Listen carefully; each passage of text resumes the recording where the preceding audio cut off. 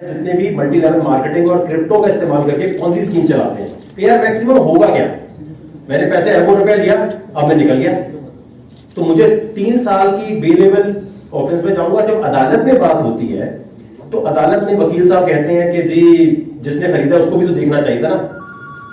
तो ये बड़ी जरूरी चीज है कि हम इस तरह अवेयरनेस लाएं कि क्रिप्टो की आड़ में जो मल्टी लेवल मार्केटिंग है इसके ऊपर जल्द से जल्द सख्त से सख्त कानून बनना चाहिए कि वकार ज़का हो, अमजद हो, राशिद हो, वो किसी के पैसे नहीं ले सकता ये कह के जी मैं आपको मंथली प्रॉफिट दूंगा। क्योंकि हर एक के पास ये होता है कि मैं जल्दी से किसी को पैसे दूं, मुझे मंथली इतने पैसे मिल जाए, और हर बंदा डबल शाह का शिकार किसी ना किसी सूरत में हो जाता है। तो मेरा मकसद ये है कि इतनी तेजी से इस चीज को आप लोगों के ताबून से फैलाया जाए कि हमारी जो हुकूमत है वो इस चीज को समझे कि मल्टी लेवल मार्केटिंग और इस तरह के जितने भी लोग क्रिप्टो का इस्तेमाल कर रहे हैं उनको सबसे पहले सख्त से सख्त कानून साजी की जाए। इसके लिए केपीके में ज़ियाउल्लाह बंगश साहब वाहिद हैं जिनसे हमारी बात हुई, वरना मुझे बहुत डिसअपॉइंटमेंट हुई है पिछले 4-5 साल में। आईटी मिनिस्टर जो भी हमारे हैं और उनसे बात करते तो बड़ी एक अजीब बात हमेशा रही है कि खालिद मकबूल साहब कह रहे थे कि मुझे व्हाट्सएप यूज़ नहीं करना आता, तो यार मुझसे क्रिप्टो की बात क्यों कर रहे हैं? तो अब उनसे क्या बात करें आगे? और वो मासूम इंसान भी है तो उनसे कोई आर्ग्यूमेंट भी नहीं कर सकते। अभी अमीनुल्लाह साहब से भी बड़ी इसी तरह बात हुई तो उन्होंने भी यही दिया, तो मैंने उनको याद कराया कि सर देखिए आपका ट्विटर अकाउंट है, इसके ऊपर कम से कम डोमिसाइल के मसाइल के अलावा जो है आप इंटरनेट के मसलों में बात करें। तो ये हुकूमत की तरफ से मेरे ख्याल से एक बड़ी प्रॉब्लम रही है कि आईटी की सीट पे गलत बंदा बैठा है, उनको कोई और आप काम दे दें। पूरी क्रिप्टो करेंसी के अंदर मैंने अपनी, अगर आप में से किसी ने भी कभी फॉलो किया तो जितना मैं चीखा हूं क्रिप्टो क्रिप्टो क्रिप्टो, इतना तो मैं अल्लाह ना करता तो शायद मेरी जन्नत हो जानी चाहिए। इतनी मैंने क्रिप्टो इतना चीखा है लोग। और मैं जब मिला हूं, मैं नाम नहीं लेना चाहता कुछ मिनिस्टर से पंजाब में, तो उन्होंने कहा आप इसकी कंपनी का है बिटकॉइन की। मैंने कहा सर इसकी कंपनी तो नहीं है। तो कहते आपका गट क्या है इसमें? मैंने कहा सर मेरा भी कुछ नहीं है। कहते ऐसे कैसे हो सकता है? तो मैंने कहा, कहते हर चीज का ऑफिस होता है। तो मैंने उनसे कहा सर इंटरनेट का ऑफिस है कहीं? कौन इंटरनेट का मालिक? तो उन्होंने बड़ा सोचा, उन्होंने कहा बिल गेट्स। यार इतनी हाई पोस्ट पे बंदा बैठा है, मैं से क्या आगे बहस करूं? तो मेरा मकसद ये है कि देखें जो जितने भी हमारे मिनिस्टर हजरात बैठे हैं उनको हमें ये बताना होगा कि लाजमी तौर पर आप किसी भी तरह इस चीज में शामिल हो कि आपको लाजमी तौर पर इस तरफ आना है। अतीक साहब ध्यान है, इधर है।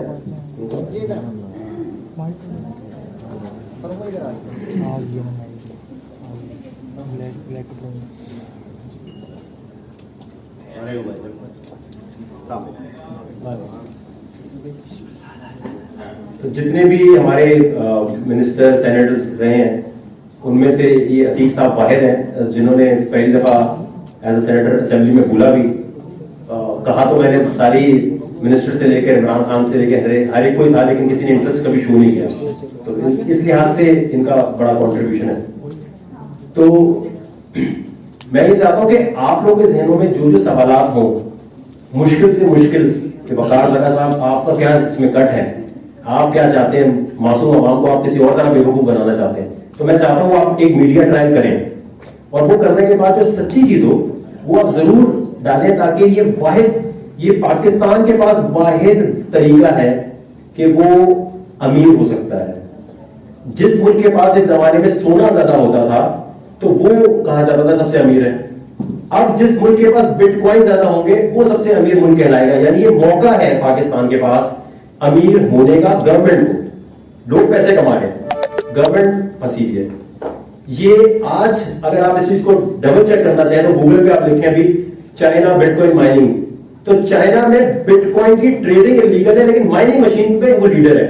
ईरान इस पर लीड कर रहा है माइनिंग मशीन में, और इतना लीड कर रहा है कि वो कह रहे हैं जी बराबर आ जाएगा 1 साल के अंदर अमेरिकन इकोनॉमी पे। आपको हैरत अंगेज बात लगेगी कि यार कैसे मुमकिन है।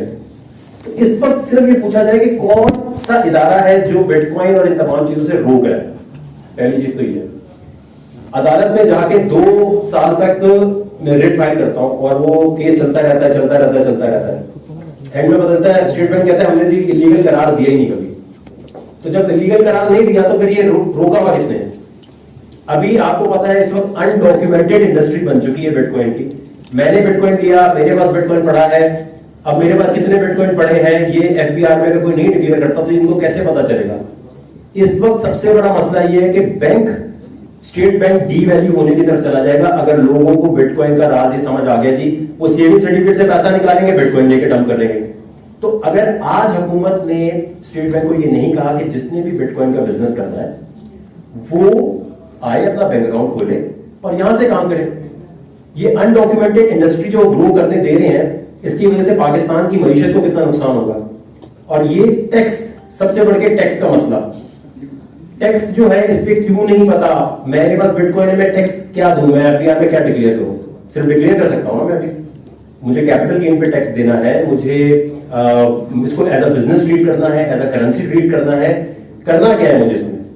और देखिए इसमें सबसे बड़ा मसला ये कि ये स्टेट बैंक का डिपार्टमेंट नहीं है। जैसे अदालत में जब आर्गुमेंट हुए तो उन्होंने कहा हाँ जी हमारा ये डिपार्टमेंट नहीं है, हमने तो डिक्लेयर ही नहीं किया लीगल कभी। बिटकॉइन करेंसी नहीं है सिर्फ, ये आपने ज़हन में बात रख लीजिए। बिटकॉइन अगर करेंसी होती तो आपको लगता है डॉलर के अगेंस्ट किसी और करेंसी को वहां आने दिया जाता? आपको लगता है कि जापान इसको लीगल टेंडर करा देता? आपको लगता है रशिया, ऑस्ट्रेलिया कभी इसको आने देता? बिटकॉइन कभी भी आपसे कोई पूछे या कोई भी आप रिपोर्टिंग भी करते हैं तो बिटकॉइन इज अ सॉफ्टवेयर, एक सॉफ्टवेयर है और कुछ भी नहीं। क्योंकि देखा कि करेंसी तो करेंसी खुद तो ट्रांसफर हो नहीं सकती, तो पेमेंट ट्रांसफर मेथड भी है ये, तो पेमेंट ट्रांसफर मेथड कैसे हो सकती है करेंसी? करेंसी तो सिर्फ मीडियम ऑफ एक्सचेंज हो सकती है। तो ये जब भी आप बता रहे हो कहीं भी कि कोई कहता है जी कि करेंसी है और स्टेट बैंक का मसला है, तो स्टेट बैंक का बनता नहीं है इसमें कुछ भी, क्योंकि एक सॉफ्टवेयर ये आईटी का डिपार्टमेंट है, इसको डिजिटल एसेट के तौर पर डिक्लेयर किया जाए। पाकिस्तानी हुकूमत जो है इसको लाजमी तौर पर मैंने केपीके में अभी क्रिप्टो एडवाइजरी बोर्ड बनवाया है और ये मैं बड़ा शुक्रिया अदा करता हूँ जियाउल पंकज साहब ने इस बात को उन्होंने समझा और इसकी अहमियत को। कल उसकी इनॉग्रेशन भी है। और पाकिस्तान का इलाका है जो जिसे शांगला कहते हैं, दुनिया में बिटकॉइन माइनिंग के लिए मंगोलिया के बाद सबसे आइडियल तरीन जगह है। वहां पर हाइड्रो पावर से हमने 1 करोड़ का सेटअप लगा भी दिया है हुकूमत के लिए कि आप देखें इसको कि 1 करोड़ के सेटअप पे इस वक्त 20-25 लाख रुपया महीना बन रहा है। तो ये आप भी कर सकते हैं काम। ये वाहिद तरीका है जिसकी वजह से जितने भी वेस्टर्न ममालिक के लोग हैं या जो फॉरेनर्स हैं वो यहाँ आके इन्वेस्टमेंट करेंगे कि आप इस इलाके में आए, हाइड्रो पावर के थ्रू आप यहाँ पर मशीनें लगाएं, ना सिर्फ उस इलाके की वैल्यू बढ़ेगी बल्कि देखें टूरिज्म के बारे में खान साहब कहते हैं, लेकिन आई डोंट थिंक सो कभी भी कोई भी गोरा यहाँ पर ज्यादा आना चाहेगा, क्योंकि जो फैसिलिटीज वो मांगते हैं वो तो घूमने फिरने आ रहे हैं ना। जब यहाँ पर उनको शराब ही नहीं मिलनी, जब उनको पार्टी नहीं मिलनी, वो क्यों आएगा गोरा? तो इंपॉर्टेंट चीज ये है कि यहाँ पर सबसे पहले हमें ये देखना है कि उनको लाने के लिए सिर्फ एक ही चीज है, वो है बिटकॉइन माइनिंग मशीन लगाने के लिए इजाजत दी जाए। जो सिस्टम हमने लगवा दिया है उसको आप जांच पड़ताल करें, इससे मुल्क में पैसा आएगा। एक अरसे तक एफआईए इस बात पे लोगों उठाता रहा कि आपके घर पे माइनिंग मशीन लगी है, चलो उठा लो इसे। अच्छा भी उठा लिया। कौन सा सेक्शन लगाया आपने? फॉरेन एक्सचेंज एक्ट 1947 लगाया आपने उनके ऊपर टीका 13-14 लगाया, इलेक्ट्रॉनिक फ्रॉड लगाया। तो कंप्लेनेंट कौन है? वो जो एफआईआर है उसमें स्टेट बैंक तो कंप्लेनेंट हो नहीं सकता। एफआईए क्या? एफआईए साइबर क्राइम किसी भी कानून के तहत सू मोटो ले सकता है। इनकी अपनी रिपोर्ट है कि इनका सब इंस्पेक्टर है खालिद सईद। उसके लिए जाकर डायरेक्टर इनके थे पुराने शोएब साहब, उनके पास मैं गया, मैंने कहा सर 4-5 लोगों की मशीनें उठा दी हैं और इनकी बिटकॉइन ले ली है। उनकी अपनी रिपोर्ट है, इंक्वायरी रिपोर्ट आप कहेंगे मैं शेयर भी कर देता हूं, उस्मान शेयर कर देंगे। वो खुद लिख रहे थे हाँ हमारे सब इंस्पेक्टर ने 10 बिटकॉइन ले लिए इससे। अब ले लिए तो भाई वो क्या करें उसका? जिस बंदे से लिए थे वो बेचारा रोता रहा, सब कुछ चीखता रहा, एंड में उसको कहा 30 लाख रुपए ले लो, सेटलमेंट हो गई है। आप एफआईए साइबर क्राइम से सवाल पूछे या वो खालिद सईद के बारे में बकार जगह बोल रहा है, झूठ बोल रहे, तो सर उसको जरा ये पकड़े क्यों? आपके इदारे को बदनाम कर रहा है वो। और अगर है तो बिटकॉइन का है। एफआईए साइबर क्राइम से पूछा जाए जितने लोग बिटकॉइन लेते हैं वो कहां जाते हैं?